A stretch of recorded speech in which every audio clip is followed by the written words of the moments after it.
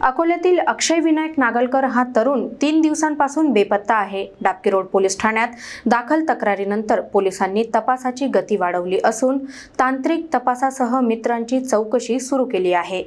अकोल्यातील अक्षय विनायक नागलकर हा तरुण बेपत्ता झाल्याने शहरात चर्चांना ऊत आला आहे।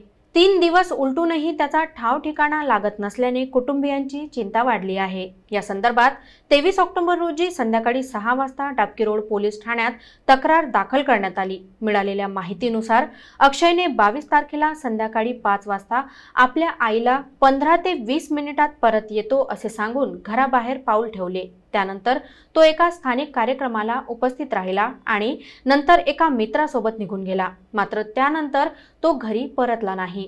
अक्षय हा सामाजिक कार्यात सक्रिय होता आणि समाजकार्यात त्याचे योगदान उल्लेखनीय होते। त्याच्या बेपत्तेची खबर समजताच मित्रपरिवार आणि ओळखीतील लोकांतही चिंता पसरली आहे। पोलिसांनी या प्रकरणाचा तपास वेगात सुरू ठेवला असून 2 ते 3 विशेष पथके तयार केली आहेत। मोबाईल लोकेशनसह तांत्रिक बाबींची तपासणी सुरू आहे। ज्या मित्राने अक्षयला शेवटचे पाहिले त्याचीही चौकशी करण्यात येत असून लवकरच काही महत्त्वाचे सुगावे मिळतील अशी माहिती पोलीस सूत्रांकडून मिळाली आहे।